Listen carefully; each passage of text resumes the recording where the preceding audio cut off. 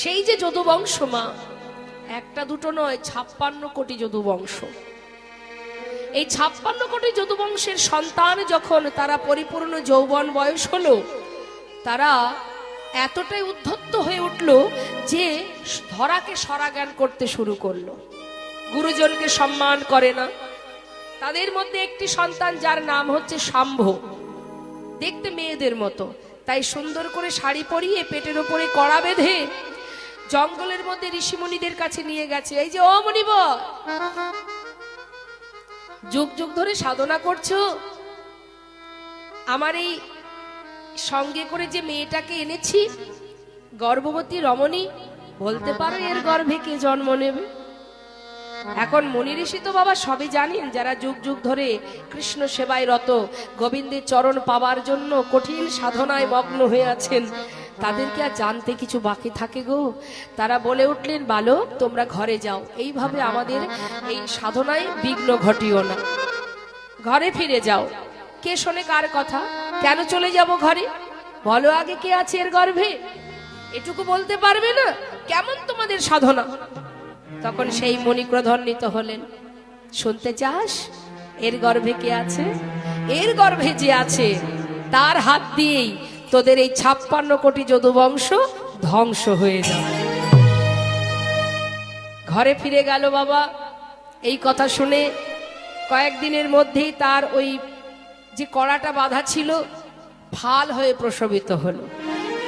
সেই ফালটা নিয়ে গোবিন্দের কাছে যেই না গেলেন, গোবিন্দ বললেন, তোমরা এক কাজ করো বালক, এই ফালটা নিয়ে প্রভাস নদীর তীরে যে পাথরগুলো আছে ওই পাথরে ঘষে ঘষে এটাকে শেষ করে দাও। তারা সবাই মিলে পাথরে ঘষতে শুরু করলেন, আর যত ঘষছে তত ফেনা বাহির হচ্ছে, আর ওই ফেনাগুলো নদীর ধার দিয়ে দিয়ে যাচ্ছে, আর নল খাগড়ার গাছ তৈরি হয়ে যাচ্ছে। আর ওই ঘষতে ঘষতে যখন আর একটুখানি বাকি আছে মা, সেটাকে কি চিন্তা করছে, এটা দিয়ে আর কে বা কি করবে, তাই সেটা ছুঁড়ে জলের মধ্যে ফেলে দিয়েছে। আর ওই জলে ছিল একটা মাছ যার নাম রাঘব বোয়াল, সে সেই ফালটাকে খেয়েছে। এদিকে ধীবরেরা যখন জাল ফেলেছে মাছ ধরবে বলে, সেই জালের মধ্যে মাছটা উঠে এসেছে। যেই না মাছটা কর্তন করেছে, কর্তন করা মাত্রই পেটের ভিতর থেকে সেই ফালটা পাওয়া গেল। এখন ধীবরেরা ফাল দিয়ে কি করবে? তারা আবার সেটাকে নিয়ে জঙ্গলের মধ্যে ফেলে দিয়েছে। পেয়েছে কে? এক ব্যাধ। সেই ব্যাধটিকে জরা, জরা নামের এক ব্যাধ সেই ফালটা পেল। এই জরাকে না, ইনি হচ্ছেন বালির পুত্র অঙ্গদ। বালিকে যেদিন হত্যা করেন প্রভু রামচন্দ্র, অঙ্গদ কিন্তু জানতেন না।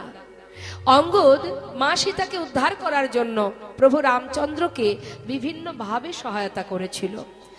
তো সেই সেবায় সন্তুষ্ট হয়ে প্রভু রামচন্দ্র বলেছিল, অঙ্গদ তুমি যেভাবে আমাকে সেবা দিয়েছো, যেভাবে সহযোগিতা করেছো, আমি খুব খুশি হয়েছি তোমার সেবায়, তা তুমি আমার কাছে বর চেয়ে নাও।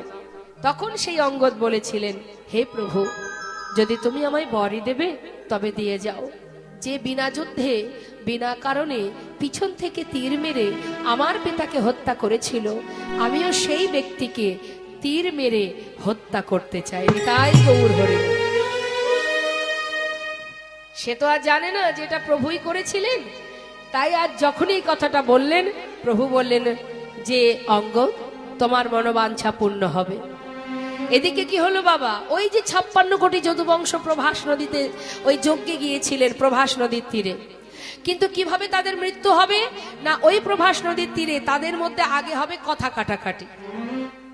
কথার মধ্যে দিয়ে কথা কাটাকাটি হতে হতে তারপরে হবে কি লাঠালাঠি, হ্যাঁ হাতাহাতি। এই হাতাহাতি করতে করতে শুরু হবে এবার লাঠালাঠি। এবার লাঠি দিয়ে একে অপরকে মারবে। লাঠিটা পাবে কোথায়? ওই যে নল খাগড়ার গাছ আছে, সেগুলো তুলবে আর মারবে। যে যাকে মারবে সেই সেখানে মারা যাবে। আর ভগবান যজ্ঞ সম্পন্ন করবার পর নিম্ন বৃক্ষের ডালে দাঁড়িয়ে বসে থাকবেন, চরণটা তার দুলবে। আর ব্যাধ কি করবেন? মাছরাঙা পাখি ভেবে চরণে সেই তীর ভেদ করলে ভগবান ভূমিতে পতিত হবে। আর ওই যে ফালটা, জরা নামের যে ব্যাধ, ওই ফালটা যখন সে কুড়িয়ে পায় জঙ্গল থেকে, সে কিন্তু তীরের আগায় বেঁধে রেখেছিল। কেন? এই ফালটা দিয়ে পাখি মারতে আরো সুবিধা হবে, ভালোভাবে পাখি মারা যাবে, এই ভেবেই কিন্তু তীরের আগায় বেঁধে রেখেছিল। সে তো আর জানে না যে আমার শিকার হবে ভগবান কৃষ্ণচন্দ্র। নিতাই গৌর হরি বল। এই ছিল লীলা। ভগবান সবকিছু সুন্দর করে সাজিয়ে নিয়ে এবার তিনি